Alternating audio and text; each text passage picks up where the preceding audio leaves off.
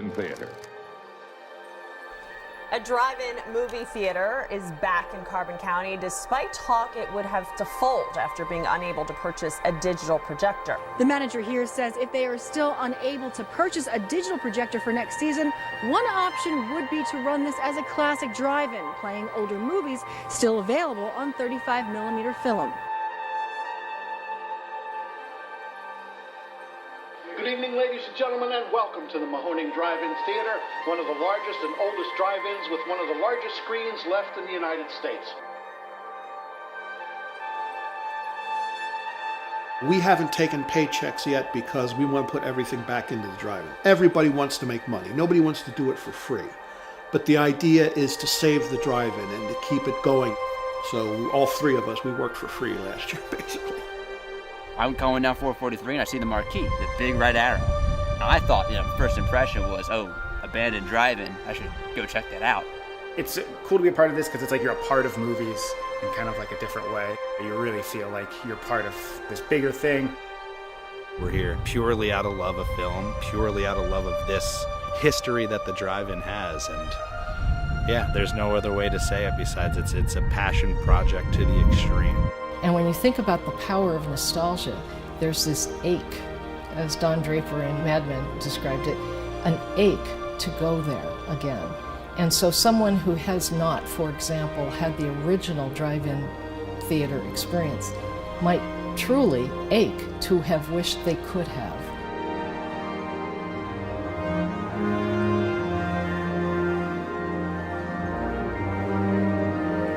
We hope you have a wonderful time.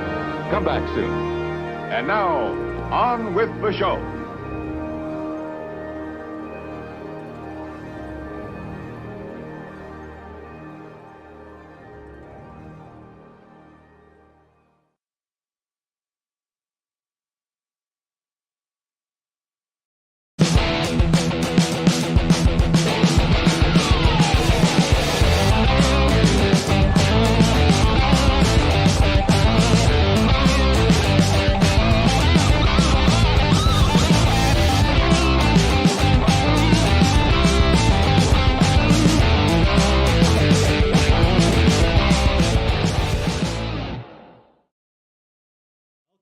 NEPA Scene Podcast. We're coming to you live from Cole Creative in downtown Wilkes-Barre.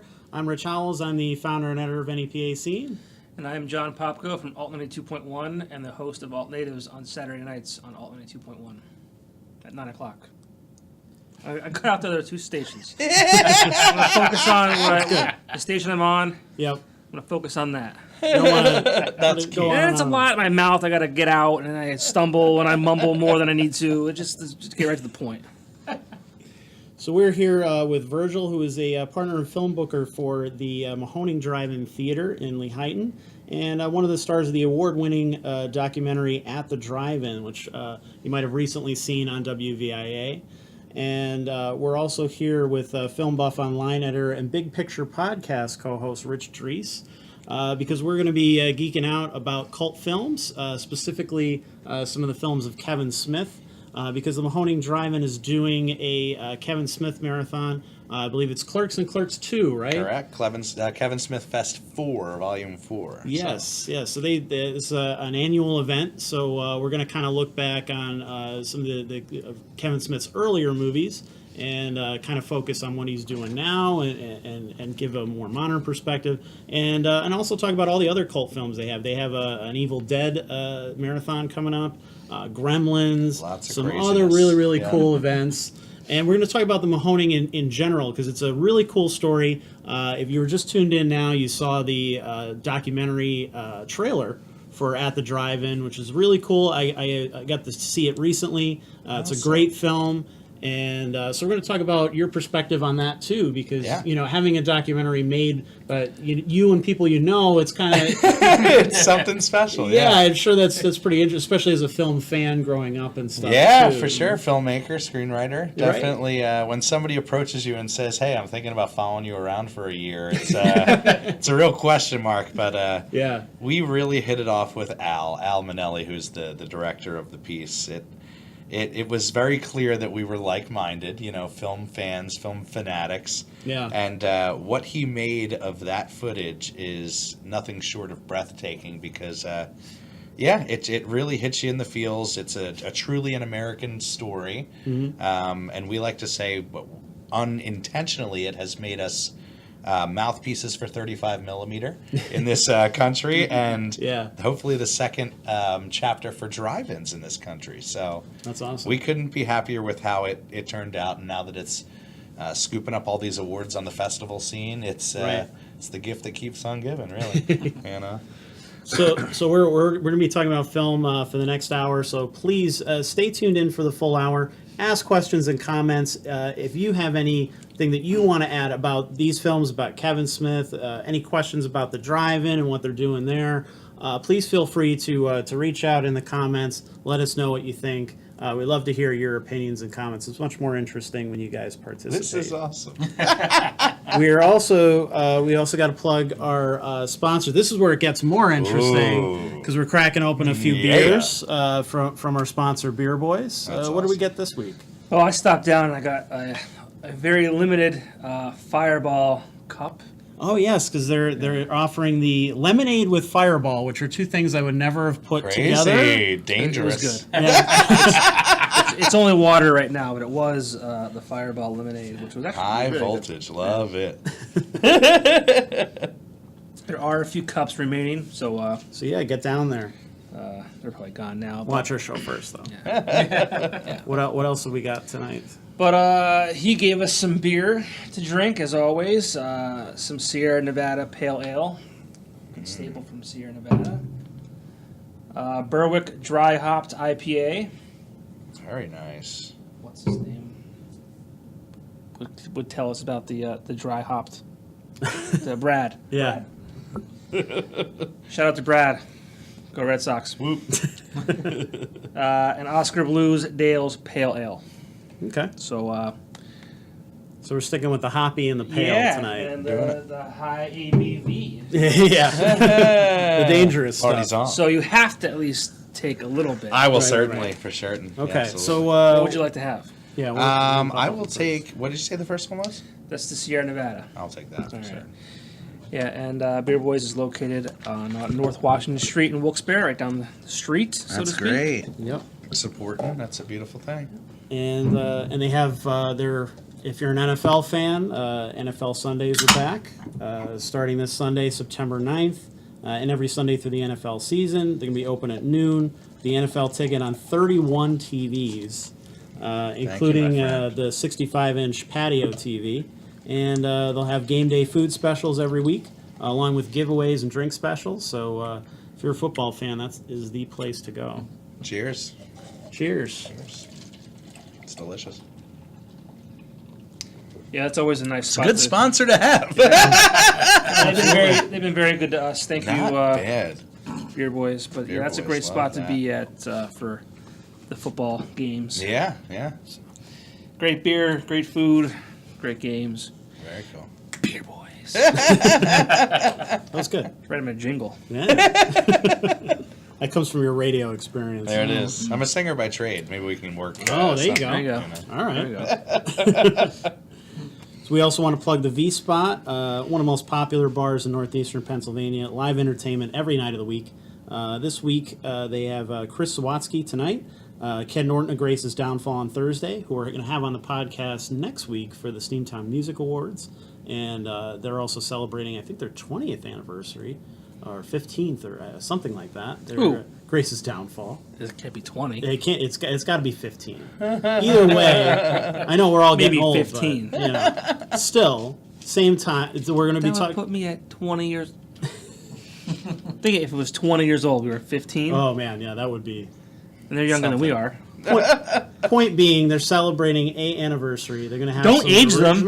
They're going to have some of the original members there. It's going to be a good time. Awesome. Very cool. So he's playing on Thursday. We're going to have them on the show next week. Lightweight is on Friday. Militia is on Saturday. And Sunday is karaoke, hosted by DJ Huff.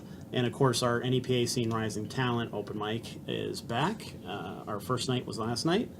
at the V-Spot. It was a good time. I was watching some of that live feed. Yeah, Very were you cool. watching some of that? We always get a good amount of people watching that. It's always fun. I appreciate a wide that. variety of different performers. That's awesome. It was mostly comedy this week, so that was cool. Hopefully we're going to see some more people coming in.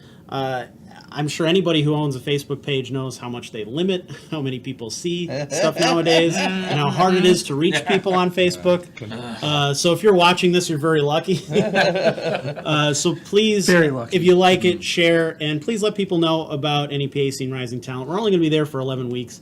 And we kind of run into the same thing where the first couple of weeks are kind of like up and down, and then everybody comes at the last minute. And those last couple of weeks, so we'd like to see that more spread out. So please spread the word about that. It's a fun night. Probably the most unique open mic in the area. And then if you wait till the end, then you're up against a lot of competition. Right. So you limit yourself to the chances of winning. Yep. It's like advertising. That's- Don't wait till the end of the month to advertise and try to close your month out. Start early. Yep. And then we win monthly prizes too. So I mean, we're giving That's away great. a lot of stuff, and so you want to get in early before everybody else goes for Snags that it last up. prize. Yeah. I So hosted open mic nights for years, but never gave away prizes. That is that's the hook to special. get people in the door. That's special. Yeah. Not bad. All right, so let's get into it. We want to start off, of course, by when you first fell in love with films. Well, geez, it all connects to the drive-in, that's for sure. I always say I fell in love with film in the back seat of my mother's drive-in, or my mother's car, at a drive-in. So it definitely has followed me for my entire life. Yeah. When I was growing up, we had the Bucks County Twin, which was in, I guess, Warminster, Montgomery County. And, of course, now it's a Target.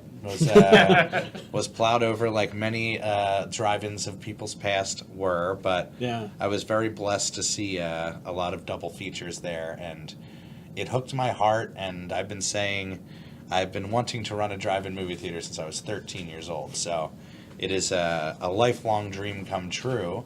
And definitely connects a lot of the things that I've done in my past, whether it's, singing or performing or, acting, whatever it is. So Sure. it's definitely a perfect blend. And what we've been able to build at the drive-in, for those who don't know about the Mahoning, we're the only all retro 35 millimeter drive-in in the whole entire country.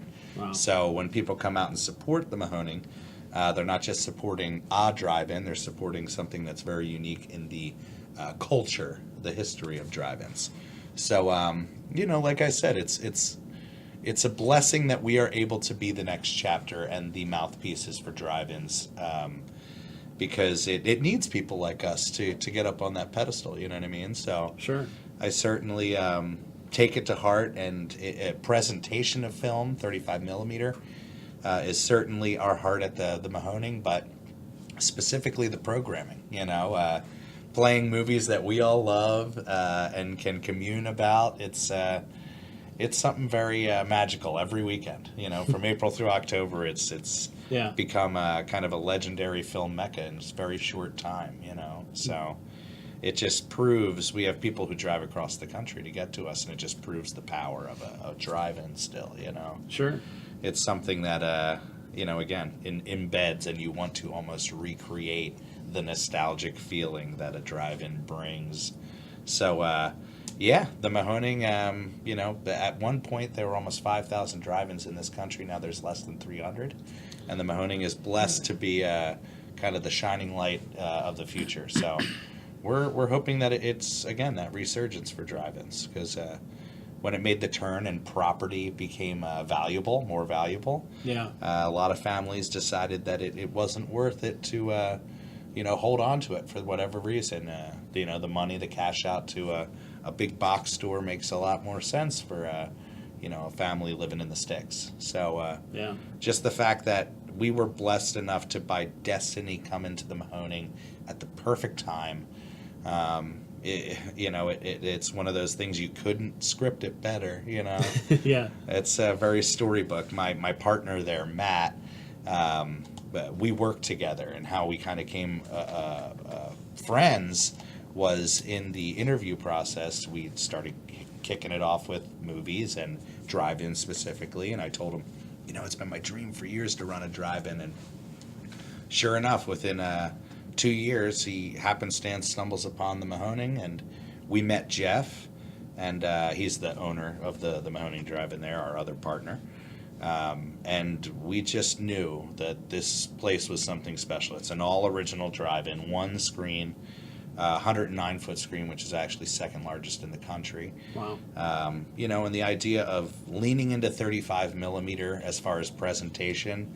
When we did it in 2014, the studios said, I advise you to not do that, and please go digital. Do anything else. Yeah, I mean, it was one of those things. They almost saw the writing on the wall, like, okay, you guys are dead in the water, because that was the saying. If you don't go digital, you're dead, as far as in the theatrical world. And the Mahoning being kind of the example of pushing against that and following your heart with what you really want to do as far as the presentation and what we're doing over there is it's inspirational, not just for me, but for the outsider looking in, the fan, to see, oh my gosh, I was here in 2014 and it's grown to this, massive level. So, and the plans that we have for the place, it's exciting. The future is as bright as it ever could have been for the Mahoning, and we're hoping that certainly carries over for the drive-in culture, and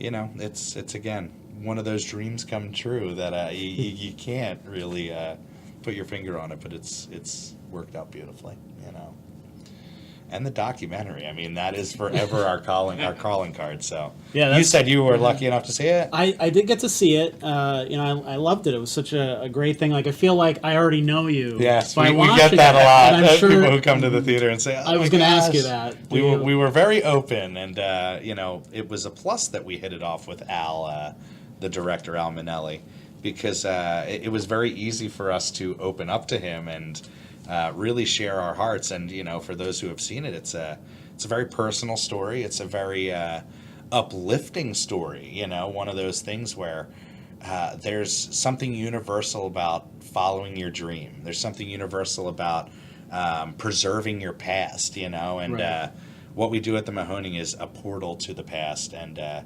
the embrace from the fan base has been really breathtaking, and we've been lucky enough that now that it's making the festival rounds, we've gone around the country with this thing. I was saying we went to the Gremlins Chinese Theater out in L.A. Awesome. the most famous theater. And it's really just a series of dreams come true now, where it's like this thing has lifted us up and just taken us off. So again, it's that blessing. There was something certainly in the air when we all met, and we can't look that in the face and not say that it's certainly destined.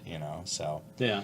And if we can be, again, the people that are out there in these towns screening the film and saying, 35 millimeter for life, drive-in movie theaters for life, it's great to see people get behind that, and then eventually make it out to the Mahoning, because, that's the big thing. It's a destination spot. We've become certainly that thing where we always say we're like a Comic-Con every weekend. It's an immersive atmosphere. Yeah. We don't just play retro movies. We, have people dressed up in costume. We have retro posters and themed art and memorabilia.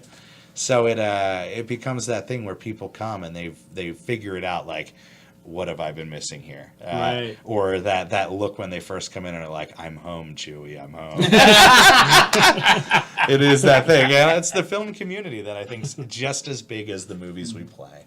It brings people together, and I see it every weekend, people meeting their next producing partner or actress or actor, because it is that creative collective of people that are into fandom and presentation. You know what I mean? So...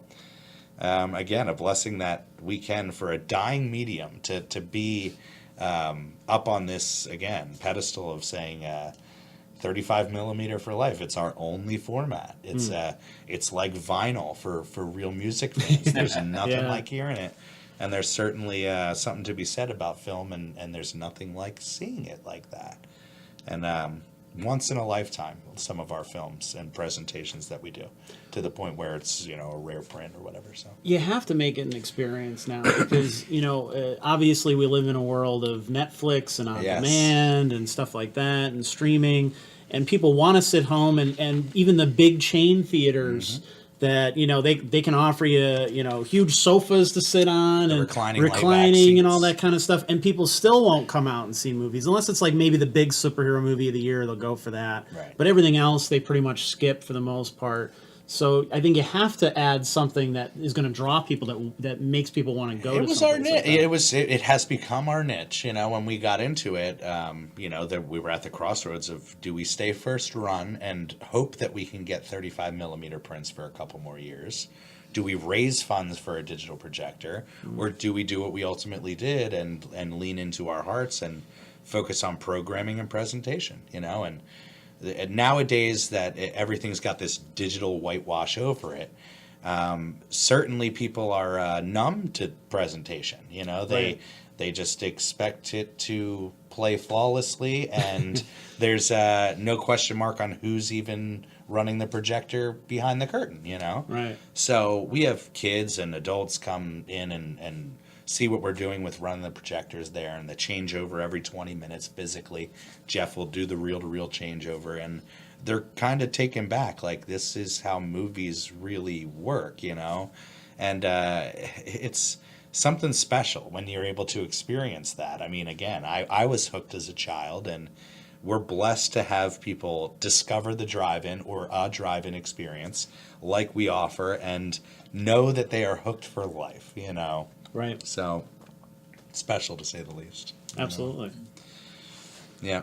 You guys were one of the first ones to do a review on the at the drive-in documentary. Yeah, we were the first one. You were the first one. Because it was screening, actually, I know the Philadelphia Film Festival last October saying it was the world premiere there. Yes. But about 3 or 4 days before, it actually screened at the Northeast PA Film Festival, right upside out of Scranton. Our very first screening. And you guys came up, and I had Al had sent me a link to it a little early, and I had a chance to watch it, and I loved it. And I know it's a cliche that film festivals always have films about film because it's all just a big giant. That, the patting on the back. Yeah, it's ridiculous. But I was like, no, this is a really good film. It's a great story, and I mean, you've articulated it here in like 5 minutes, but really the whole hour. What's the runtime on that? Hour and 20? I want to say an hour. Yeah, an hour and 20 minutes, I think. Yeah. You know, it's just there's not a moment where it doesn't lag or anything. Yeah. You're telling that whole story. You're getting to meet everybody. One of your workers who lives up in Vermont, was it? And how he comes down. Or his 6.5 hour trips on a regular basis. Yep.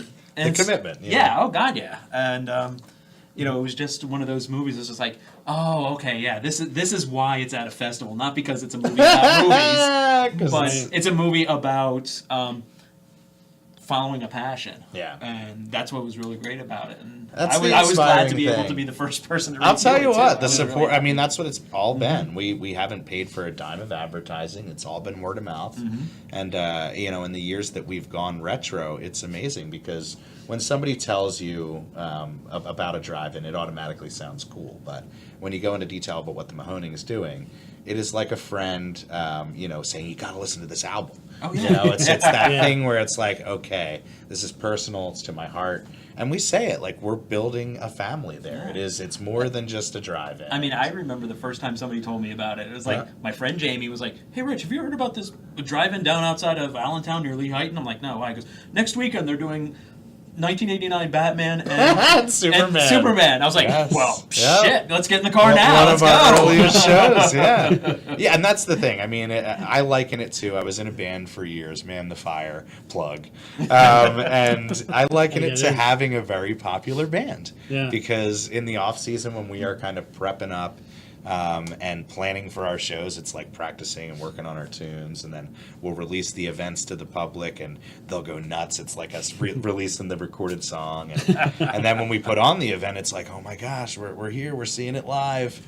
And you know, it's something very special to add 35 millimeter on top of that, because you know, the chance, I liken it to like the chance of seeing Queen with Freddie Mercury or with one of these other characters they have in there now. Or a hologram, as we said. So it's a once-in-a-lifetime thing. And you can say, I got to see that on 35 millimeter until inevitably there weren't any legitimate prints to play anymore. So it's like a living museum. It's a historical place. And I think the feeling that you get from a drive-in is it's unmatched, especially in a theatrical setting, you know. And I'm a big fan of a lot of indoor theaters that do retro things. When people come out with podcasts and do live Q&As, that's my heart. You know what I mean? Like, Kevin Smith in general, he's the reason I kind of kicked off my creative career the way I did, you know. I grew up on a stage. I was a singer for years, an actor on the stage. And when it came time to go to college, I was in my obsession with Kevin Smith phase. And it made me take that jump and say, he says Clerks is the film that launched 1,000 ships because it was that thing that made you think you could do it as well. Right. And it more than anything, the thing I loved about it was the working with your friends aspect, the idea that you could almost be your own creative boss.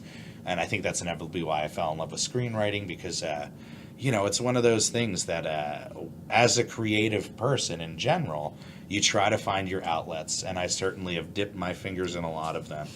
And when you come across something that really strikes you, or someone that really strikes you, it follows you. And Kevin has been living now with me in my ears for a better part of my life, you know? I mean, when he started Smodcast and Smodcast Internet Radio, I was there from the very, very beginning. He was one of those guys that I sought out. He was almost the rock star director for, like the accessible rock star director, you know? Yeah. Obviously, we're all around the same age, so I came up in that indie era where it's like Tarantino's God, Rodriguez, Linklater.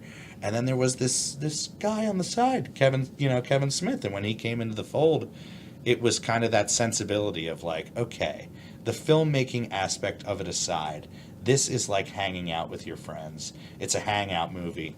And, everything that I've done moving forward from there has very much been fueled by following your heart, feeding the fire in your belly with creativity, and working with your friends. And, the Mahoning, I say I am where I am now because of the mentality that Kevin has kind of put in my ear and our ears. So it's ever inspiring, that's like you said, his later career is a different situation than when he was the very active filmmaker that he was. And not to say I don't love his new films, I certainly do.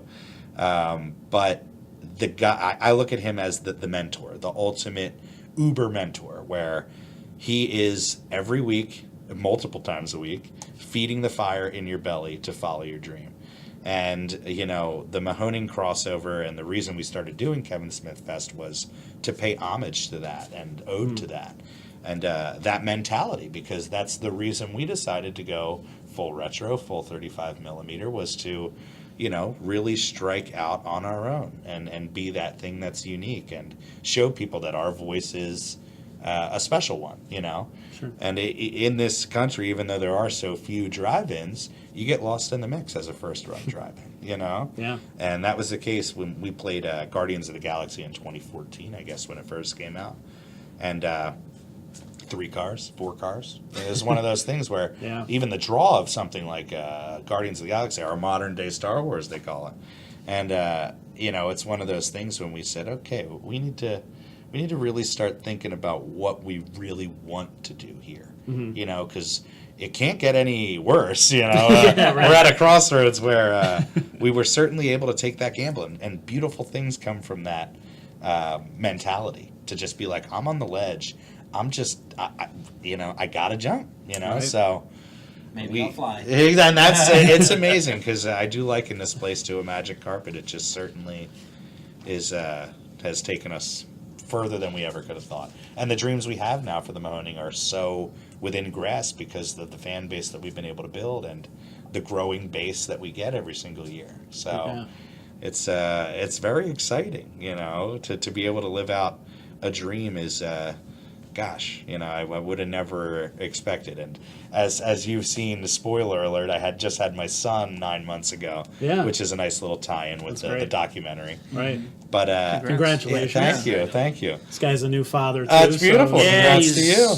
8 months and a couple weeks, right so around the same time. age, Yeah, man. yeah. But the idea of now passing on things to your son and to your kids, it really does show a different perspective to me to be like, this is why I'm so rooted in nostalgia, so rooted in collecting. You know, it's something that I ultimately wanted forever to pass on to the next. You know, little Virgil. So it's funny you say that because I just started getting into like I bought all the Sandlot movies and because I can't wait to be able to watch, share it. I know watch with him and Sandlot, just movies like that. And I said to my wife the other day, I said, what?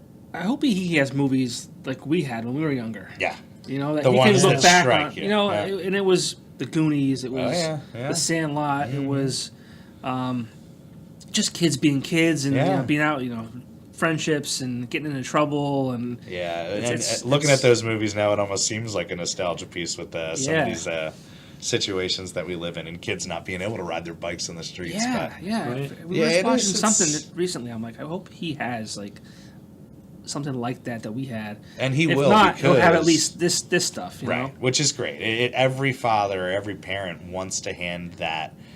Thing that inspired them onto their next son. I never generation. cared before until believe me. It's like I wish. Can you not be 5 years old so I could like? Can you start registering this stuff already? No, it's great because he gets to share in the experience of the drive-in and be the kid that grows up at the drive-in. I think God, what a blessed upbringing, you know. But for sure, being that father that sits and watches Bill and Ted the animated series with his kid, it's like something special is at hand, So it's great, and it adds an extra element to what we're doing because the whole idea is familial. It's bringing it back to a time that I spent with my family, and Jeff spent with his family, and Matt his. And trying to revive that, and every single weekend we see that same thing of the parents walking hand in hand with their kids, and it's something very special to think that is an impression being made on that kid that'll last forever, just like it did with me. So it's magical, something that brings a tear to my eye. But we're very excited about the last half of the season here because the promotion we've gotten through the documentary has obviously helped our turnouts every weekend, but absolutely. Where we've been able to go with appearances and things like that, it's every year we're kind of growing a little bigger and bigger. And I mentioned it, we have Zach Galligan coming. We locked him in for Gremlins weekend. So that's cool. The idea of having the star of the franchise at the theater for people to meet and greet and sign and pictures. It's it's again that gift that keeps on giving, where you never know what you're going to see or get at the Mahoning type of situation. When is Gremlins weekend? So this weekend we got Kevin Smith Fest. Okay. Next weekend we have Evil Dead trilogy, and then the weekend after is going to be Gremlins. So last weekend of the month, second to last weekend of the month. Because I really want to go back and revisit Gremlins 2, which yes. I haven't seen since it was in the theater. Hit me at the perfect time. Yes. I think we all know why. I was like, yes. Yeah, okay, I sort of see this now. Yeah, I really want to rewatch that. It's a magic sequel, for sure. Yes. I know it got dumped on a lot when it came out, but looking back, I'm just like, it's got, It's. I say timing has a lot to do with impressionable movies. Some things that mean a lot to me may not mean a lot to the next person because of timing. But it was perfectly dark and perfectly timed with taking the story of Gremlins, which I love as a writer, and taking it up a notch. And it's just it's so campy fun, and it doesn't take itself too seriously. It's just it's such a romp, and the idea of watching it with Zach at the theater, it's going to be something special for the audience, so we can't be happier about that. We're actually going to be announcing that officially on the page within the next couple of days, so people watching this get a little sneak peek. Yeah. So it's got to add an interesting element to it, just like it would be a convention or something like that. Where you're essentially gathering those types of fans together to do those kinds of things and making it a destination thing. We had a comment from Buck Rogers. A buddy of mine. Buck. I hope that's his real name. It is. It's his great moniker. It counts. He said, "Tell the story about the time you went to his podcast to try to get the print of Clerks." Oh my gosh. Oh, so Clerks has been an elusive print. As the film booker, we work with a lot of private collectors. And of late, we were lucky enough to get actually Tarantino's private. I saw that clip in the documentary. I saw it for a brief second. Yes. I'm like, oh, I wish they talked more about that. Like, what's the story there? You Yeah, know? well, I mean, we have the connections through Zune Films, who we do once a month shows with, and since we started this venture full time in 2015. We've had private collectors reach out to us coming out of the woodworks and saying, cool. oh my gosh, I've been collecting for years, and the 35 millimeter presentation is becoming a thing of the past, and any chance that I have to help a theater that's doing what you're doing, it's cool. It's been amazing. I mean, obviously, like the high profile end of it's very fun, but the idea that for a medium that sometimes there is only one or two prints left in this world, that we have those people that are willing to come out and help us, Yeah. But the story with Clerks is I requested every single year from Kevin personally. The first year we did it, Buck actually helped me write the letter, because when you're writing your hero, it's one of those things, especially as a writer, you're like, I don't want to be judged. But, what our planned approach was, okay, we're going to write him this letter. He's going to be way into it, write us back. And, of course, it gets lost in the channels. Right. So year 2, again, my buddy Buck on board with me. We say, all right, we're going to go to the podcast live in Philly. We're going to get our email read. It's going to be glorious, and it's just going to be that perfect transition into the show. And it was one of those things that we didn't get our email read, so we're sitting there, and it's one of those things that Kevin Smith Fest. The reason I started it was I wanted to be the home for this thing and knew that it would grow naturally. I kind of got the idea off of Lebowski Fest, which started in somebody's basement. Beautiful. Right. See? That is yeah. amazing. I mean, talk about nostalgia. Yeah. And one of those things that started in somebody's basement and has grown into almost a national holiday of fandom of people that love that film. And the idea of Kevin Smith Fest was, okay, even if we need to do this off the cuff, play not the ones people would expect because it's the ones we could get, this thing will grow. There's certainly a fan base for what he represents and his films, and every single year, just like all of our events, it has grown and grown and grown, and now we have folks that don't only travel across the country every weekend, but specifically for Kevin Smith Fest, the idea of being able to pay homage to a hero or somebody that means so much to you. Yeah. It's like we see every weekend at the Mahoning with the films, people wanting to come and just be in the presence of people that love the film they love, So, it's every year I'm going to try. I say I'm going to get Kev there eventually. It's going to happen. But we have Kevin Smith here tonight. Yeah, well, what? He will be. He'll come out later on. You before would the see me show's lose over. my mind. He is here. He is here. He'll come out later on. It's a like-minded mentality. You have to stay tuned to get. Wow, he is here. He is here To see me. We are here to make your dreams come true. It's just like, that would be something else. And I say it'll happen. The mentality, what we're pushing for, it crosses over with what he represents and who he is. Sure. And when the timing works out, I can guarantee it that he will be down with and join us with Kevin Smith Fest. So. What does that fest look like outside of obviously the movie? Yeah, so the way that the Mahoning Drive-In Theater works, it's like any drive-in, the screens, big screen outdoors. We have a standalone building right in the middle of the field, which holds our projection room, as well as the concession lobby, as I like to call it, since it's so communal. And then you have the ticket booth where people come in, and that's pretty much it. The lay of the land is pretty much 3 pieces. But as far as the cells, again, that's massive screen. The fact that we play 35 mil and we have one of the largest drive-in movie theater lots in the country. So, you know, at capacity, we can hold almost 950 cars. So, Oh, wow. the idea of putting on humongous shows like this, it's the way that we're heading, because we feel that it is the future for us, you know, putting on these shows and paying homage to filmmakers, and it's leading up to them being there, and having that means for people to also ask questions and pay homage and Sure. give hugs. And Well, you know, as a convention goer, I have to say that, you know, it's, to me, the experience has gotten lessened and lessened over the years, because a lot of these places book 100 different guests, Yep. and then you can't get anywhere near them anyway. You Oh, got to yeah. wait in line for hours and hours Yeah, to the meet that festival one person that you convention were now, going it's for. wait in line it's for become hours. it's become such a phenomenon now, and they're popping up more and more all over the place, and Yeah. all these companies are trying to beat everybody the punch, and Oh, yeah. creating more and more in different cities and stuff like that. So it's just gotten to the point where, like, you want to go to,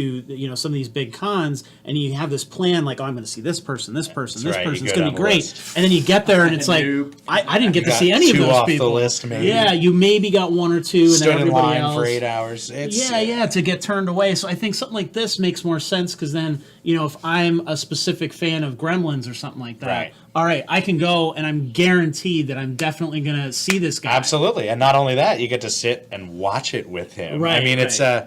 a special experience. What we do there at the theater is we hold an outdoor Q&A, so folks can ask the questions.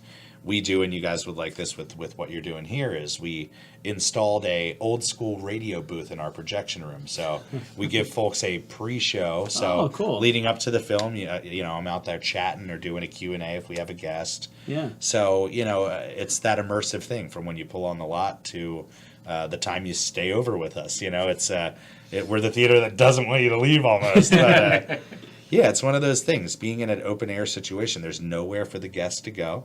They're with the fans. The reason they're there is because they're supporting what we do. And, you know, it's I've been to a lot of the conventions I'm sure you're speaking of. Sure. We promoted a lot of those conventions. Yeah, yeah. And I love them dearly. It's but definitely you're a fun 100% experience, right. but yeah, it You gets are less and certainly less right. so, and I like to go to some of the smaller ones just for that reason. Absolutely, because it's the idea of having some FaceTime with somebody that you know, was a part of a film that means so much to you, or a piece of work that means so much to you. Yeah. It's lost when you are being rushed with a line of 150 people behind you. Yeah, and it becomes very corporatized. Oh, you yeah. know, you Oh, feel like yeah. you're, you know, you're being watched, and you gotta, you know, oh, you can only bring certain items, sir, and Oh, yeah. you know, don't look them in the eyes. And I mean, there's actually like some guests have that kind Oh, of yeah. thing where they're very specific about how you can address them and talk to them and stuff like that. And it's like, whoa. I've you know, I gotten to didn't the know. point now where I usually pass over autographs. I'm big on photos, and you know, more than anything, just the interaction. You know, Yeah. I met Carpenter at last year's Monster Mania, and it was a dream come true. The idea of meeting a hero like John Carpenter, not just for writing and cinema, but his music. Sure. You know, that was the big thrill for me. You know, was just being able to tell him, we put on a John Carpenter event, and we run a drive-in, and you know, this is something that means a lot to us. And him getting behind it and saying, "I love what you do." That for me is worth more than any autograph I could get. Yeah. So, but I do feel you. You know, those conventions can be a toss-up. Yeah, it used to be a time where you could kind of like have a moment or two to talk with the guest. Yes. And I would always use the autograph as the excuse to ask them a question about their career that To I'm bide the praying time. Right. that they haven't been asked 100,000 times before. Right. Yeah. You know, it's like, and you know, and usually that's when they perk up. It's like, oh shit, you actually Yes. saw that. You are a know? fan. And Yeah. then you get a good story out of it usually. Yeah, certain people appreciate it. yeah. You know what I mean? And- That's the thing I saw with Carpenter. I said, you know, this is a guy that actually would probably sit here and talk with me about drive-ins because I have the ins. You know what I mean? But I mean, I saw it. You know, he wasn't like that with everybody. Yeah. Certainly was, and you got to think being there for however many hours, seeing however many people. But, Oh, that's tough. Yeah. you know, it's got to be a situation, but it's magical to be able to get that, and I think that's the route that we're going in, the path we're going in with the Mahoning, with being able to get people that you know, you wouldn't expect. You don't know what you're ever going to get. You know, so if we can have that mentality, that would be fantastic for the fans. You know, Sure. so. To jump back to Kevin Smith for a minute too.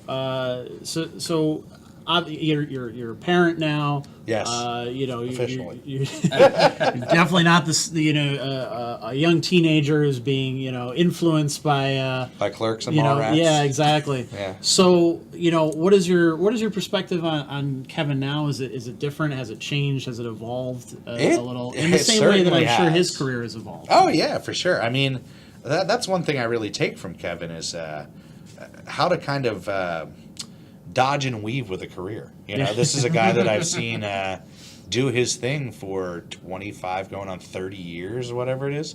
So it's one of those things that it's inspiring to see somebody be able to stick to their guns and their heart and be able to find ways to follow through.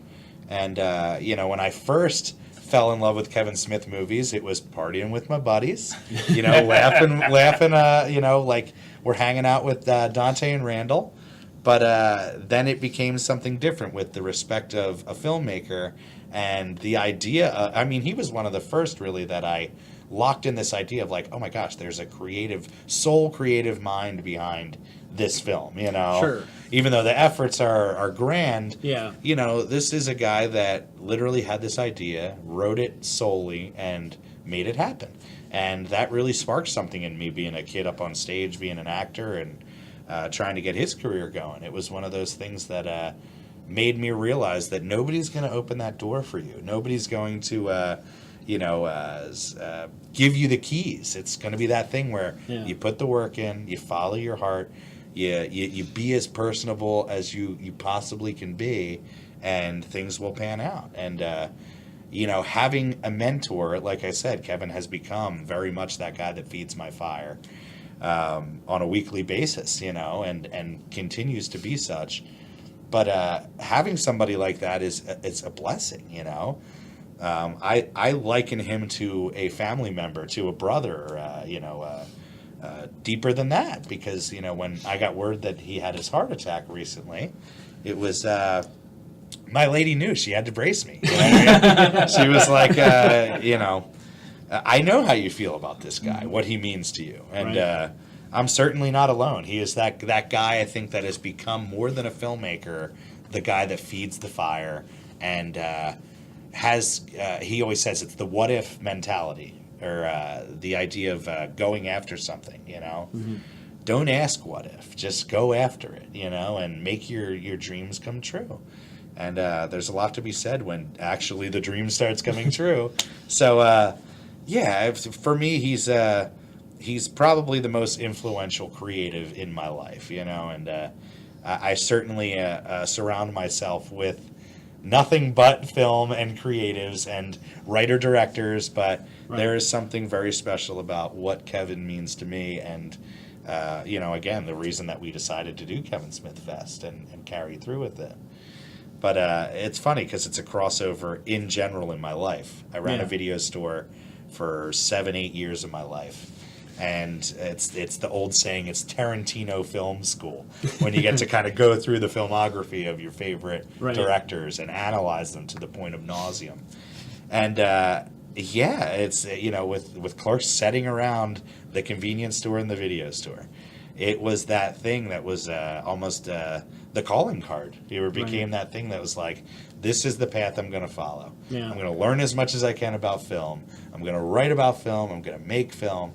And, eventually it got involved with the theater, which is the perfect kind of marriage of all those things. So, again, it's one of those blessings, I think he realized, too, after, doing so many movies and then he was trying to experiment with new things, that he saw that I'm going to become that mentor type of, that I am inspiring people and that sort of stuff. Yeah. Because he started doing the talks all the time. And the DVDs, which were, the first one was a big bestseller and everything else. So, he's a guy who, knew what he was doing with his fan base and how he was inspiring people. So he kind of played on that. Yeah, I hope so. Really, I hope he realizes. I think he pioneered, I think, podcasts quite a bit. Oh, absolutely. He was there in the forefront. There were definitely podcasts here and there. On the way here, I was actually re-listening to the Rogan and Kim. Oh yeah, great episode. That's a good one. And he was saying, Rogan started in 2009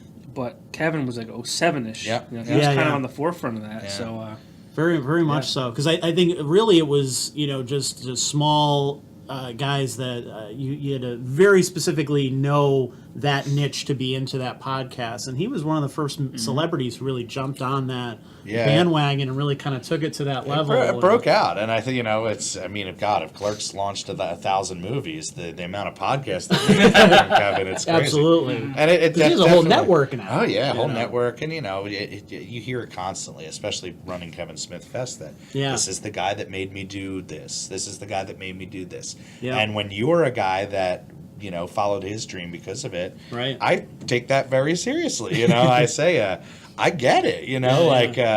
The idea of paying tribute and homage, weekend in and weekend out to the filmmakers and films that mean the world to certain people and to myself.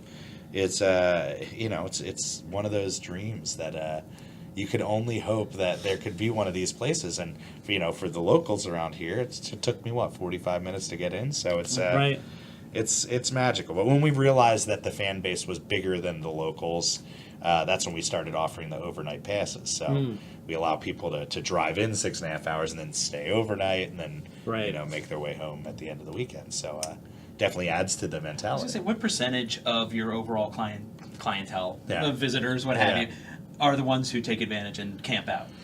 Of the travelers, I'd say probably 100%. But, we have a huge following in Philly, New York, Jersey. So some of those folks will decide later in the evening or whatever the case is, whether they're going to stay. Yeah. Depending on how I guess righteous the party gets. But but yeah, I'd say it's a pretty large percentage. So when we do these events that are catered to it, like Camp Blood, the Friday the 13th event, it definitely entices people. They're going to stay whether they need to or not. But it is that thing that started out of a necessity, the idea of the overnights, and now has become a standout model for us. And I can't imagine us not doing it. And the fact that pretty much Matt lives on the lot throughout the whole weekend and allows people to do that. Yeah, it's commitment to the max, and I think people see that and appreciate it. So, yeah. Can you guys get a fundraiser together to get that guy a bed? Sleeping on an air mattress? Very well. I know. It's in the early years. I could never. So he's got a real nice RV now. Oh, so, okay, good. Shitter's full. But we both have a nice little setup up there with means to stay on the lot. But we say it's this place is forever for us.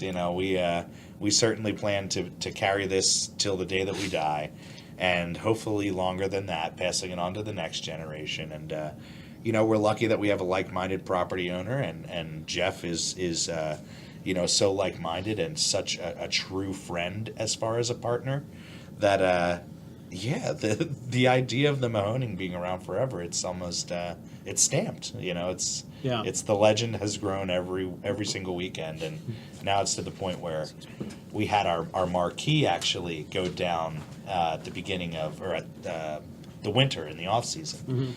And sure enough, we put a fundraiser out there, and we're able to raise our funds because of the support of this theater. That's great. And that marquee looks better than the day it was built. So it's pretty magical, But all I can say is that pretty much anybody who's into the idea of film or drive-ins, they can certainly join the family from April through October, and see what the Mahoning's all about, what the fuss is all about. Because, for people that don't put any money into promoting their business, for it to grow like it has, we owe it all to the fans, and we certainly let them know that on a regular basis. So, anybody who can come and appreciate and bask in it like we are able to, it's again, we're so blessed and lucky that we get to be that mecca for people, Now, does seeing a lot of these films that you've probably seen a million times, yes, you see them again, on a big screen in 35 millimeter, does it give you any sort of different perspective on seeing these films again, or yeah. you know, seeing them through the eyes of people who are showing up? Because obviously there's young kids who may be seeing these movies for the first time, or there's people who maybe, oh yeah, I've seen part of that on TV, but I never really got to watch it. You know, they finally get Fully to see commit. it. Yeah, does it give people different perspectives on watching the film? Does it give you different certainly. perspectives? I mean, the idea of we are products of the home video, you know what I mean? And the idea of reliving a film over and over and over and over again to the point of beyond fandom, you know, it's that thing that we can bring to the Mahoning. And we certainly have a lot of first-timers, people saying, you know, I've never seen Sleepaway Camp, or I've never seen whatever it is. Yeah. And they get to experience it live with an audience. Because when you're dealing with retro movies, you know it, there's something special about seeing movies with an audience and getting that reaction and that, you know, wave of emotion.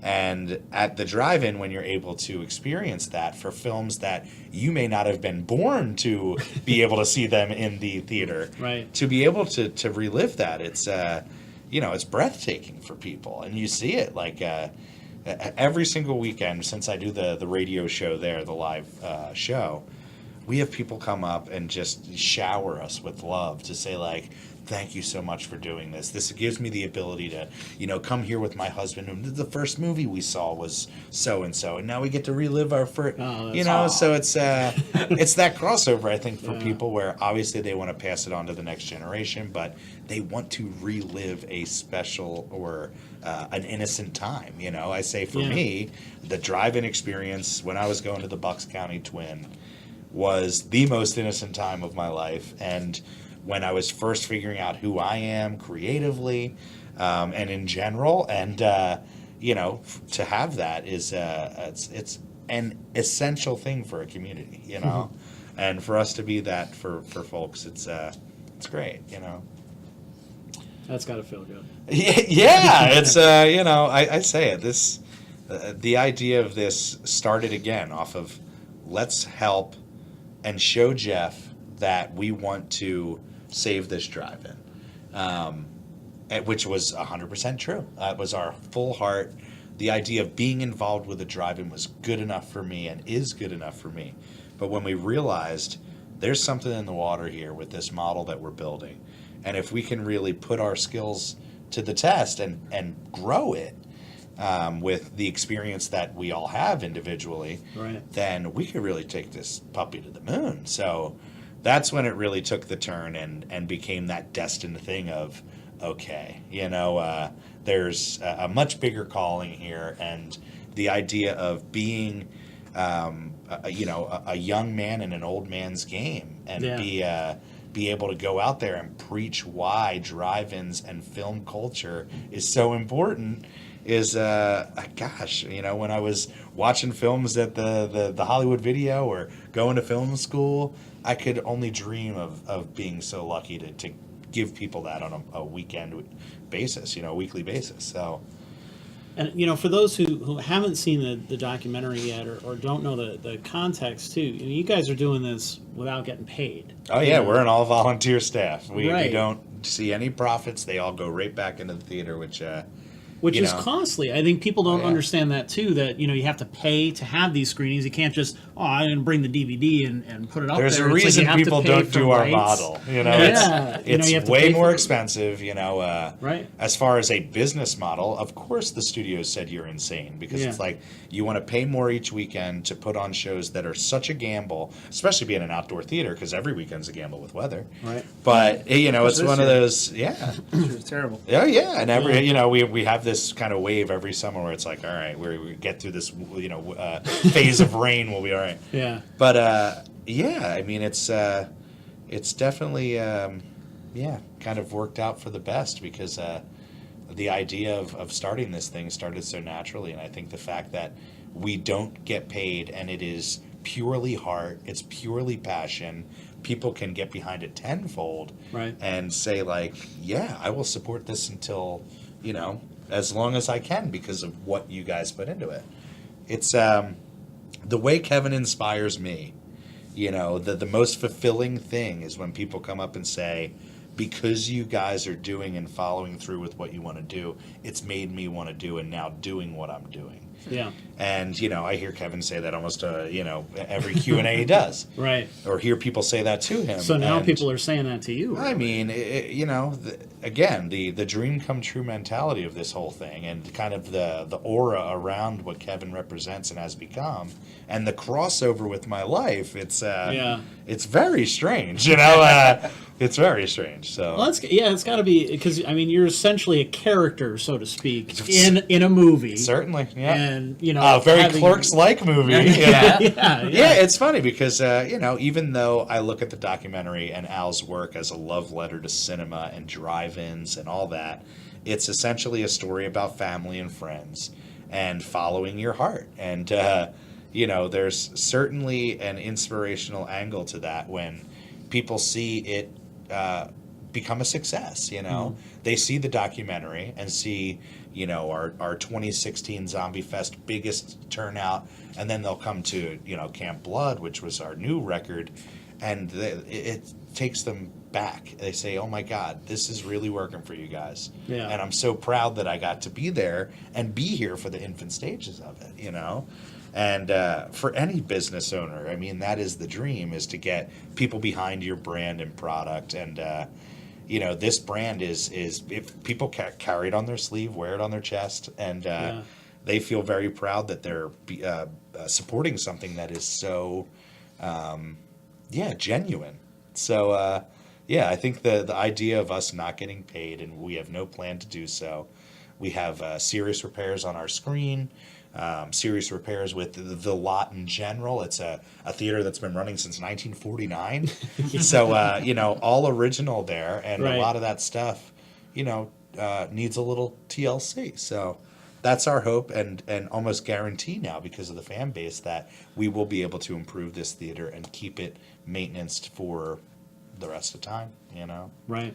So it's great because a lot of theaters, unfortunately, even the first run theaters, aren't in that boat where they're struggling to pay their staff. They're struggling to pay, for popcorn, and it's, the future doesn't look bright. But, we're in a really good spot to have come about at the right time for drive-ins and the culture and this area, So, again, we're very proud that we get to wear the pin of being such a unique thing in such a vast field, to be kind of labeled as the coolest drive-in or America's favorite drive-in. Yeah, it's we take that very, very to heart because of it's such a grassroots thing. We got in this to save film and drive-ins, and the fact that it's working out, I think people definitely can get that spark. And I feel blessed that I get to give that inspiration as well as And that's the part I identified with, watching the movie, starting NEPA Scene. We're now 4 years old this month. Yeah. And, same thing, an independent thing. I still don't take a regular paycheck. Yeah. I don't, I get passion fuel. Yes. Beer Boys and V-Spot are literally the reason we're able to keep this show going, to keep everything going. Guys like John and our many photographers and stuff like that, they're all doing this for free. They're all taking time out of their busy schedules to make it happen. Talking about that. Now's as good a time as ever, right? Yeah, about that. Yeah. Mm-hmm. But there's something to be said. I mean, people can really get behind. That's why I think podcasting is kind of the new generation's medium. Sure. Because it is something that anybody can do. You got to put the heart into it, and it's accessible for free. You know what I mean? Yeah. So the idea of, we're all content generators, like Kev says, but the idea of following through with it is the key. And you guys definitely are an inspiration, and seeing how the NEPA brand has kind of grown. Sure. Well, fantastic. I was just saying this the other day. We're now the most read arts and entertainment publication in northeastern Pennselsylvania online. I love that. So, we might not have a print product like the other guys, but the other guys have just the original tactic was let's just attack these guys and try to get rid of them and stomp them out. And then after that didn't work, then it was like, all right, what are they doing? Let's just copy exactly what they're doing, do the exact same thing in the exact same way, and try to, whatever they're doing, we're going to do it too, and that's going to work. Right. And then that didn't work either. Yeah. You know, and now they're at their, you know, lowest readership points that they've been in a long time, and you know, we keep going up because we're trying new things. And, it's and an doing, alternative. And there's something very special about an alternative media. And I think that's so important in this day and age to, you know, and you know, guys like Kevin, of course, were an inspiration for me as well. You know, growing up and stuff like that, especially even when I was working in papers, it was like, I want to reach to that point. I want, you know, I've had the domain name years before I ever started the site. So I just was sitting on it, thinking about it. Like, oh, I want to do this someday. I think it'd be really cool, you know. And you run your own independent film publication too, and you know, same thing. I'm sure not you've drawing a paycheck there. See? Honestly, you know, you get paid in perks. You get paid in the okay, I've got the press pass to Tribeca Film Festival, and you go and you see a crap load of films, and you discover a few things that you just become super passionate about, and the joy that kind of brings me, and then getting to go and write about it or sit down with my podcast with my partner and talk about the films that we saw and were moved by and everything like that. That is the payment. Yeah, it's the job. The job is the payment, I guess you could say, in a way. It's and you know, it's that again is a very new kind of thing. The idea of pushing a passion and getting out there. And really, you know, you have created your own brand. Mm-hmm. You have created your own show, you know, and same thing here. I mean, you know, there's something very inspirational about that for somebody who's in film school or whatnot. I was going to ask you, like, I sit here and I'm like, why would you keep doing something that you're not getting paid for? Yeah. Because I'm also in sales, too. Yeah, so, totally. Me too. You know, no, so, you know, every day it's like, okay, like, you got to make money. And you have families to feed and all that kind of stuff. So I'm like thinking to myself, well, why do you do what you do? And then here I am sitting here every Wednesday, away from my family, doing this because I love doing it. I meet people like you guys that I would never normally would have met before. Yeah, and I love doing it. That's the connection. I mean, you know, Matt says it in the documentary, and we all say it that, you know, we do love drive-ins. We certainly do, but it is the people that bring us back. Yeah. Whether it's our fans, whether it's the, you know, our crew. There is, I mean, there is only one life to live, and every single day that I get to kind of enjoy it with people that I love and in surroundings that I love and am passionate about, that's a total win, you know what I mean? And I say that the payment thing is totally secondary, and when people hear that, sometimes they're shocked, but it is a thing, I think, when they see how pot committed and how much of our heart we wear at the theater, that it makes total sense, where it's like, oh, of course you guys are going to put every dime back into this place. The funniest thing, go ahead. I was going to say, people always like, oh, Rich, haven't you been able to monetize your blog or anything? It's like, yeah, a little bit. But, you know, Google Ads doesn't pay a whole lot. Sure. Yeah. But ultimately, I say, I've got a day job that feeds my stomach, and this job feeds my soul. You know, this is just, God bless. What makes me happy.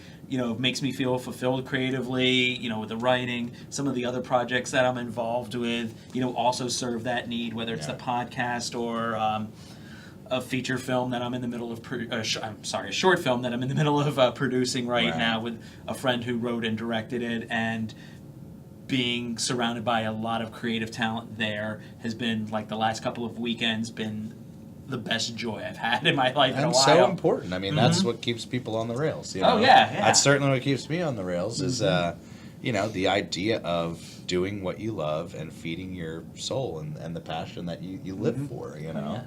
Say that as much as I create, you know, the secondary stuff is just as fulfilling, you know what I mean? The idea of putting on a show or whatever the case may be.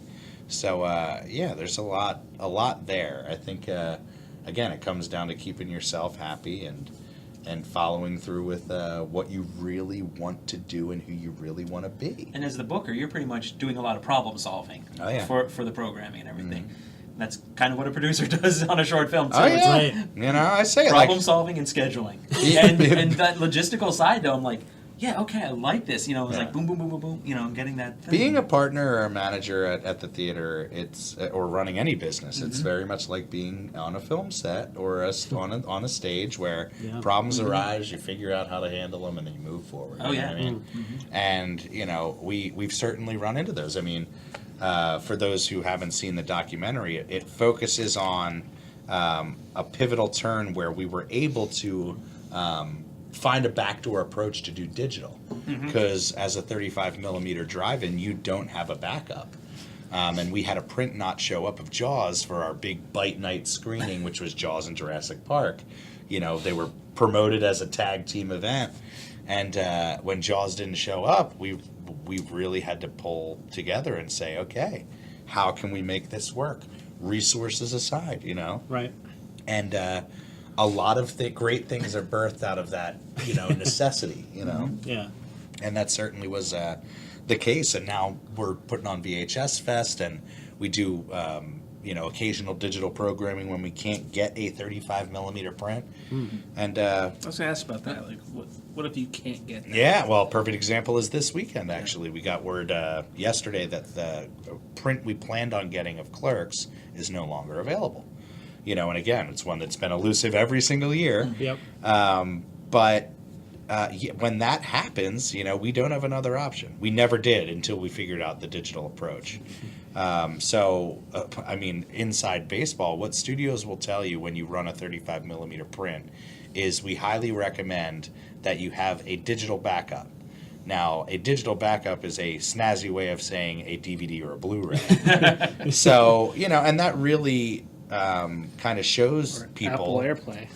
Yeah, exactly. I mean, it shows people, I think, the lack of skill that presentation of film really carries with it anymore. Yeah. Digital projectionists are it's not a title. Jeff will be the first person to tell you that, our owner and projectionist, is that they hit play.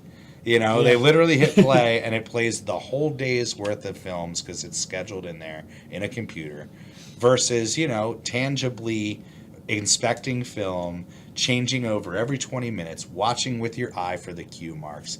There's something very different and special about that you know, we always will lean into 35 millimeter, and we look at the digital as the safety net for folks that are driving 6.5 hours or from Ontario or whatever it is. And, you know, the last thing we want to do is not give them a show. Yeah, so have your place burned down. Yeah, exactly. You know what I mean? So it is one of those situations. In relationship to Kevin Smith Fest, Yeah. how far along through his career can you get before there just aren't 35 millimeter totally. prints? I'm sure there's probably not a 35 millimeter print of Tusk. Tusk is probably the cutoff, I would say. Okay, so Cop Out actually has Cop Out, I could probably get 35 mil Cop Out. Oh, wow. Yeah. Now, they become a lot more scarce once you kind of get into maybe about 7 years ago, you know?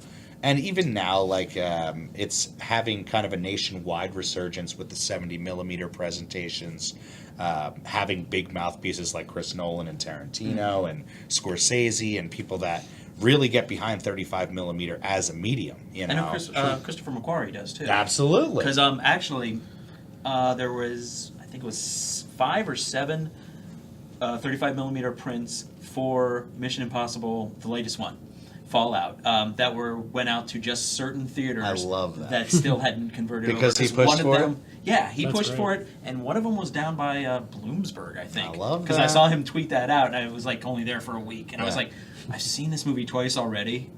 I want to go see it on 35, but I just didn't have the time to get down there. I mean, obviously there is a nostalgic appeal to it, and nostalgia is a bankable brand now. Everything you go into the store has the old label on it, trying to perk you and get you on the nostalgia feels. Yeah. Pepsi. Oh yeah. All those. Yeah. Oh, yeah. We know when the studios are fully investing in nostalgia, though, when they start digitally inserting cigarette burns every time. That would be awesome. For the longest time, that's how I would mark time in the movie. That's right. Okay, we're in reel 4, so we got about 40 more minutes to this thing. Do I need to go to the bathroom or not? Exactly. But yeah, I mean, it's the nostalgia aspect of it is there, but there is a true fandom coming back for presentation. Okay. You know, when I saw Hateful Eight in 70 mil, Mhm. you know, it was like a religious experience, you know, seeing it with the overture and with the intermission break, and, you know, seeing it was transportive, and, you know, that very much reminds me of, you know, what initially we were starting to do at the Mahoning when that film came out. Mm-hmm.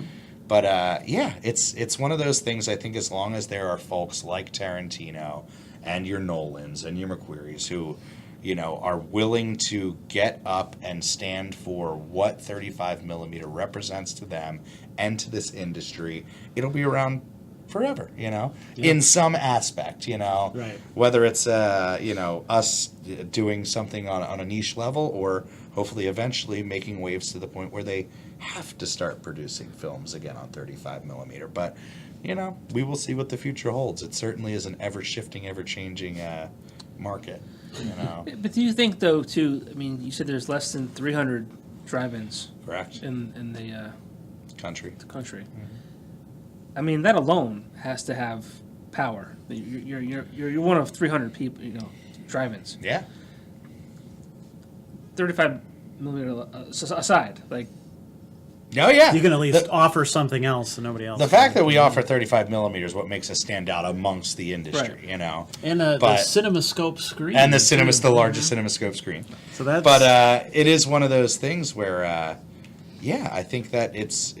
But like it's that, a that rarity. aside, you could be digital and still be successful. Oh, absolutely.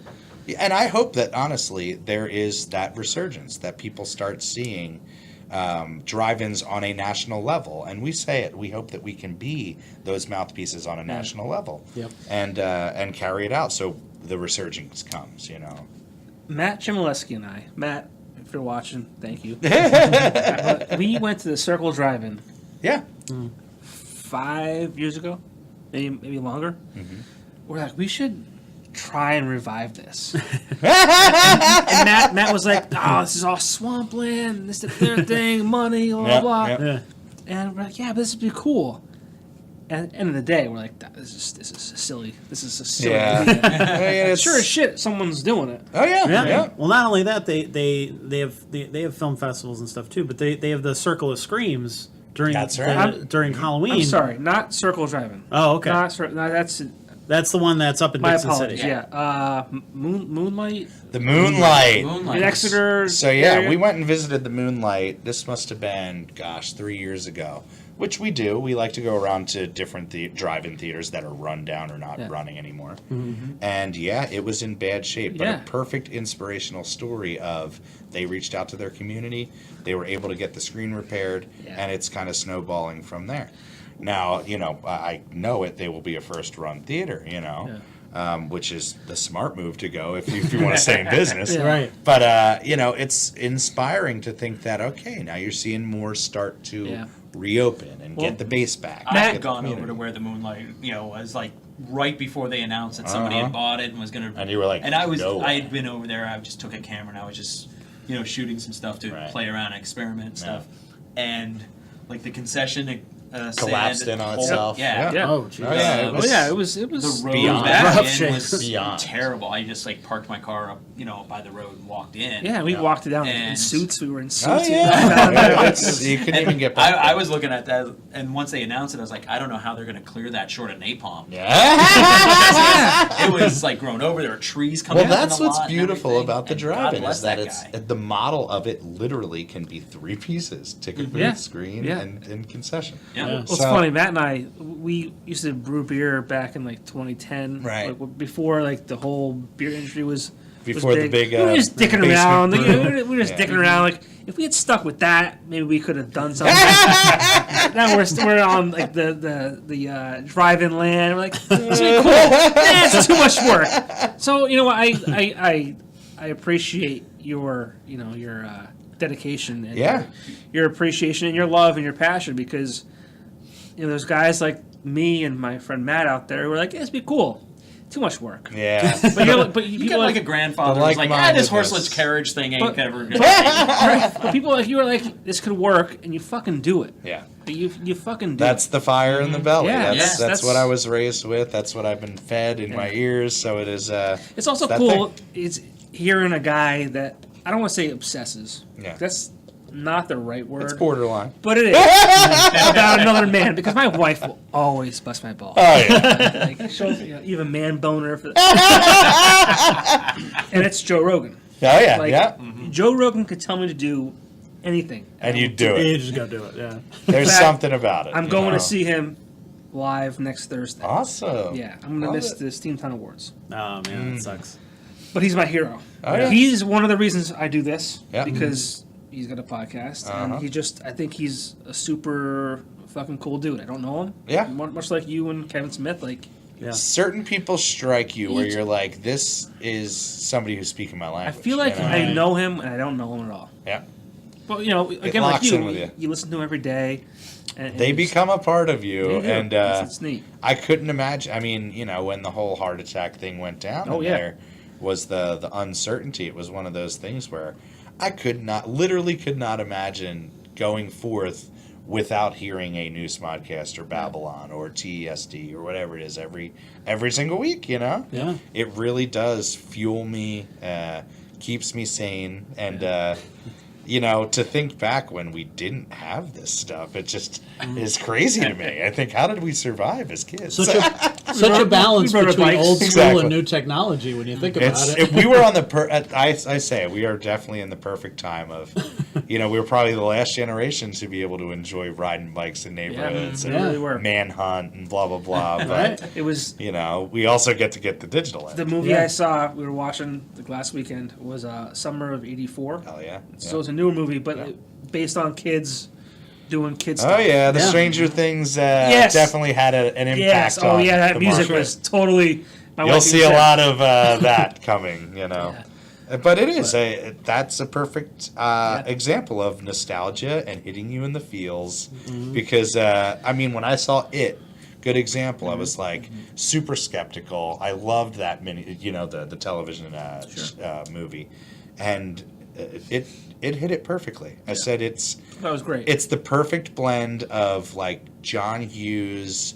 It's the perfect blend of like being a kid and nostalgia and awesome horror. So like it hit all the points for me. Perfect. Yeah, I loved it too. But yeah, those assholes. It was stupid. It was lame. It was too there's much always CGI. That. Yeah, and believe me, we put on What are you Kevin gonna Smith do? Fest, and with our fan base, it's not for everybody. Yeah. And there's always that thing. We try to play into as many different genres or fan bases as we possibly can, but one thing's for certain is that we stick to our heart on the programming. If it's something we feel passionate about, we're certainly going to do it. And this was the one I felt most passionate about from the start. And the idea of keeping it an annual event is it's what we plan to do, that's for sure.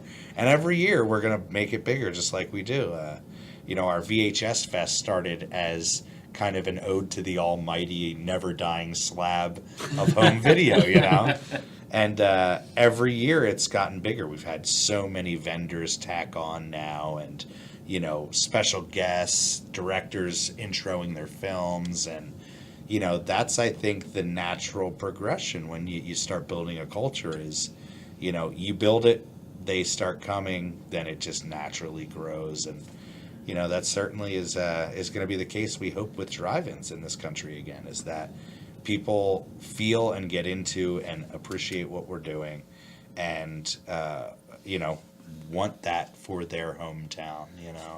My fear is I'll take my kid there, like, why don't you love this as much as I do? There's always that. This is a great thing. Why don't you like this?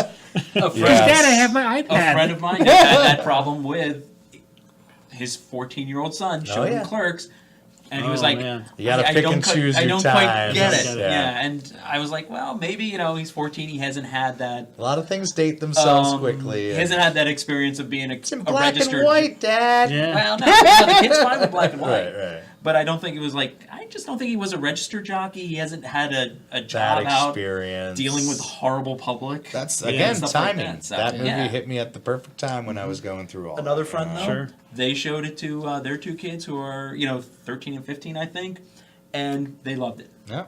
So, you can only hope. The Big Lebowski for me, when I saw it when I was 16, 17, hated it. Yep, went right over your head. Fucking stupid. Yeah. And I saw it when I was 21. Yeah. This is the best fucking movie in my life. Oh, yeah. See, I walked out of Tannenbaum's and the appreciation for films now, that's the perfect example. Now we play things, and I have a different perspective, whether it's because of where I'm at in my life or time or whatever. And yes, whether it's a good or a bad perspective, sometimes you get that too, where you're like, God, how did I obsess over this film for so long?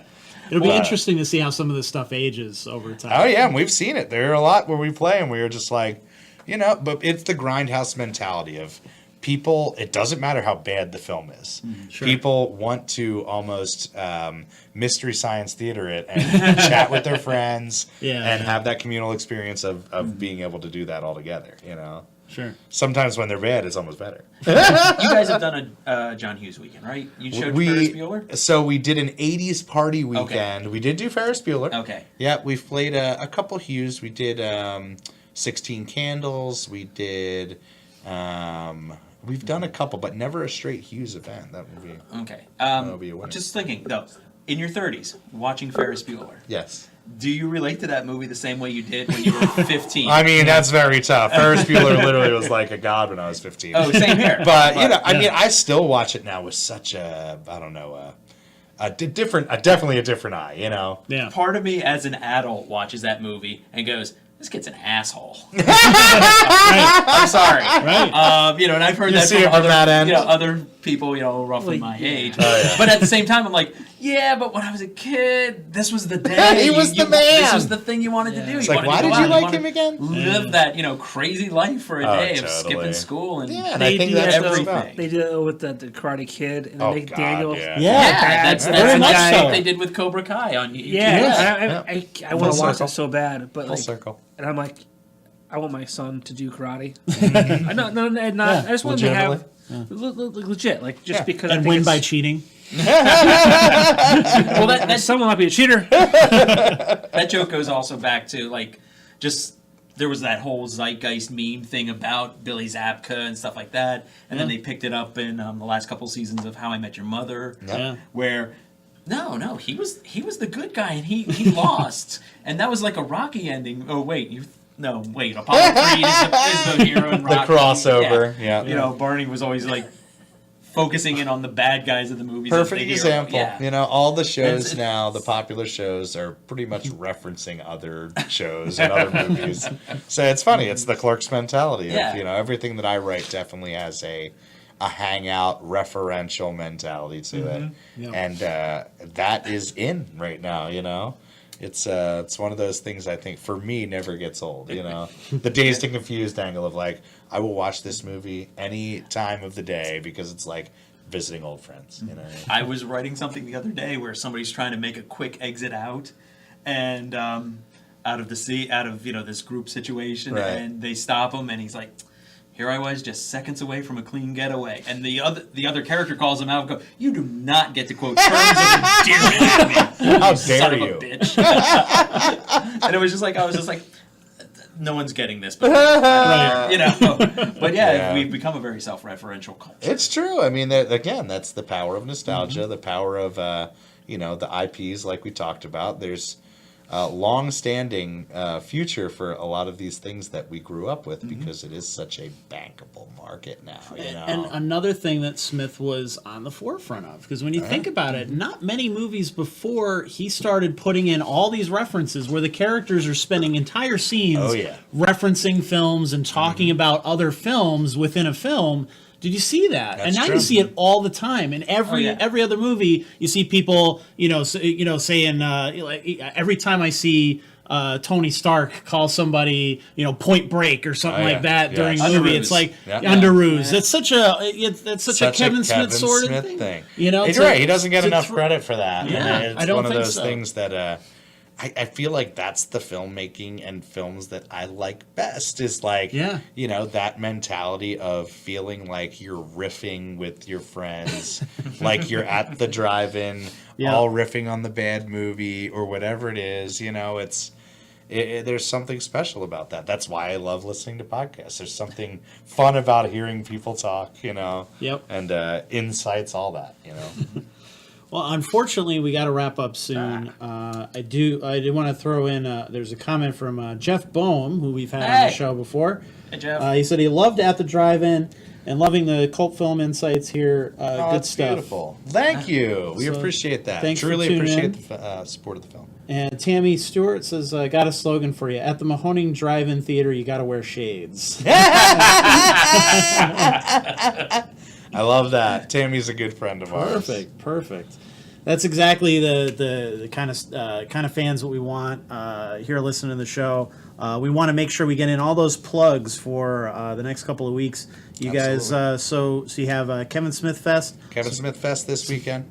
And then September 14th through... So we have Evil Dead weekend. I believe that's the 14th and 15th. Gremlins weekend would be the weekend after that. Yep. At the end of the month, Exhumed Films returns with Weekend of Terror, Volume 3.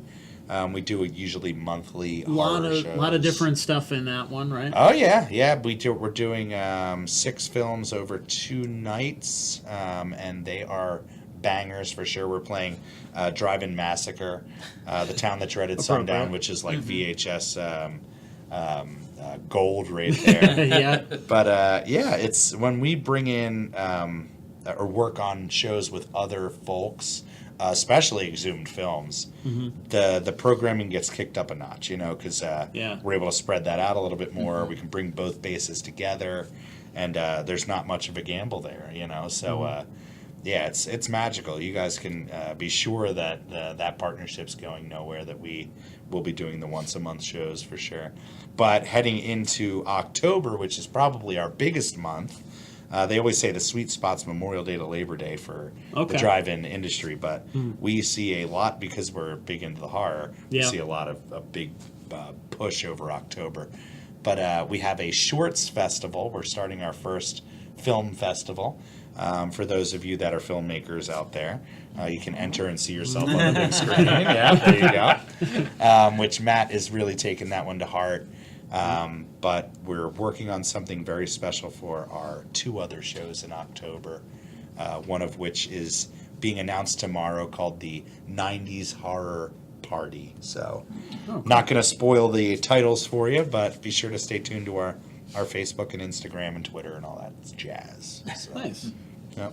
For the Shorts Festival, is it all genre stuff, or...? It's open. It's open totally, as long as it falls within the criteria of being the short film. And we are accepting submissions if you go to our website, as well as the Facebook has all the information. So, yeah, definitely, man. We would love to have you. We're still filming, but you know, it's but I'm thinking for next year. I'm doing the producer thing right now. Totally, you're working it. I like it. Let's give a plug for that.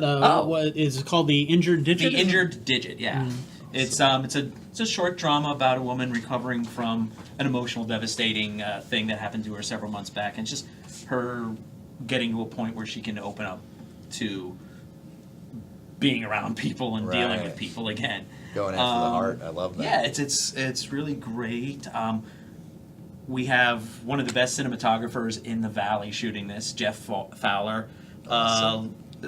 We spent a couple of hours watching basically all the rushes the other night, myself and my friend Natasha, who wrote and directed this, Natasha Bogutsky. Awesome. And we just sat there and we were just like in awe of the visuals that Jeff gave us.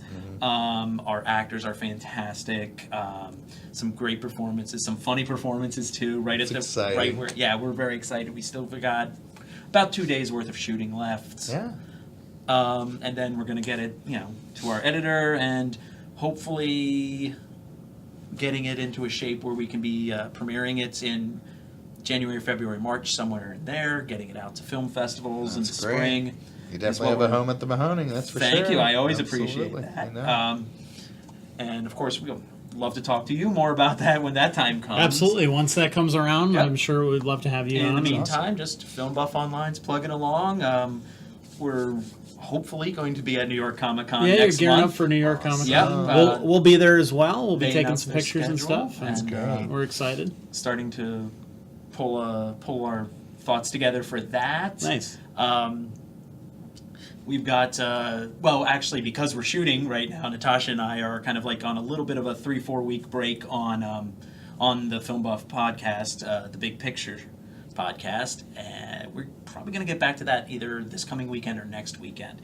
We haven't quite decided yet. That's cool. And because I'm not doing enough, I'm also in a production of Breakfast at Tiffany's down at PDPA, which goes up next weekend. Oh, cool. Which is a lot of fun. And it's very different from the film, too. It's based more on the original novella by Truman Capote. Oh, I love that. And they had to take out certain elements for the early 60s movie audiences. Yeah, the boards. Yeah, so... Wouldn't let everything fly back then. No, but that's been fun, too. That's great, man. Oddly enough, I'm playing a movie producer. Oh, that's a stretch. Yeah, real stretch. And I can't remember my lines. But it allows me when I have to like rattle off a list of my credits. I just like make up movies now. So just whatever I'm gonna say, it's like, you know, just toss that out there. In the script, half the titles are like riffs on actual movie titles, anyways. Instead of like How Green Was My Valley, it's like How Green Was Something or Else. Yeah. And so I like, you know, change it to How Green Was My Banana. And then, you know, and the last film is always, you know, Somebody Meets a Brooklyn Gorilla. So it was like last night during rehearsal was And Andy Hardy Meets a Brooklyn Gorilla, which is a movie now I want to see. Yes. Just keep tacking it on. There's a Mexican Spitfire meets a Brooklyn Gorilla.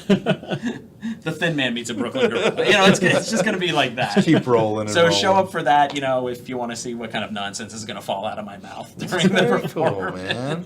We'll have to get together for sure for the podcast. Oh, definitely, definitely. Come on and promote for sure. Oh, God, yeah. We'll chat. Yeah, we'll chat. Sorry, Well, I didn't turn your show into my network. That's cool. Sorry. That's cool. No, we got to get those plugs. Why we do it? Yeah, absolutely. Should we bring out? Yeah, let's bring out Kevin Smith. You weren't kidding. Oh, I'm sorry. It's Nick. He looks just like him now. He's got that. You gotta come out now. You gotta come out, dude. You have to come out. Come on. Make room on the couch. I did. Slide down. I did Nick's show as well. I recorded a little bit with him earlier today. Yes. Thank you to Nick because we kind of piggybacked on that. That's a beautiful thing. It all worked out very nicely. Kevin Smith did the show. So he's representing the true colors there. Love it. That's my man right there. This is the guy who's behind the scenes every week, so you can thank him for putting up with our shit, and especially for going over time. We obviously went way over time this time. We started a little late too, so what can you do? But sorry, Kevin. I can't thank you guys enough. Honestly, any means to shine the light on the theater is absolutely it's amazing. It's always great being able to have guests who inspire, hopefully inspire people to do great things. Absolutely, that's what life's all about, right? Yeah, absolutely. I mean, you know about this area's cynicism and how they poo-poo on everything that goes on around here. So it's nice to see people that are inspiring. It's great to see a great. Does the poo-poo thing? No one does better than Rich Howells. Thank you. The poo-poo. The poo-pooing. The poo-poo. You know, even seeing the documentary, it was like, you know, this is great because if I was tuning into Netflix right now, it'd be about serial killers or some horrible thing there's some horrible injustice that's going on, and that's all great. That that stuff is important to talk about too. But every once in a while, it's like, geez, can I like turn my brain off and not have something that's totally just stupid? Not like a Michael Bay movie or something like that, but like something that's actually like inspiring and fun and uplifting. It's got some sad moments too. It's got some it tough definitely has moments some and, heart. You know, there's definitely some of that, but as life does. Yeah, absolutely, which is great. So make sure you check out the documentary. Hopefully, it's going to come out on DVD. At the Drive-In documentary on Facebook. It does have plans for a release as far as physically. Yeah. But I tell Al this on a regular basis. I think it'll be very much at home in a major market, whether it's a Netflix or an HBO or a Showtime. So, For sure. I hopefully it gets on there at some yeah, point. I mean, I know those logistics are not easy to navigate all the time, but I think something like that, with it being as well made as it is, we could easily find a home there. Absolutely, and I still stand by it. The streaming world it's a different world now. You know, there's such need for media and content that it certainly holds up against a lot of the things that are out there as an option. You know, Yeah. So it would be very exciting, and we hope to carry that on to the next future projects as well. So. Cool. Well, thank you everybody for being on. Thank you. Thank you, Beer Boys. Thank you, Beer Beer Boys. Cheers. Yes, absolutely. Thank you, Kevin Smith, aka Nick. I gotta go back so I can hit the button. Hit the button, Nick. Thank you guys very much. Thank you. You got it. everybody. Absolutely. Thanks for watching. We'll see you next week. Visit the drive-in. Please visit the drive-in. Yes.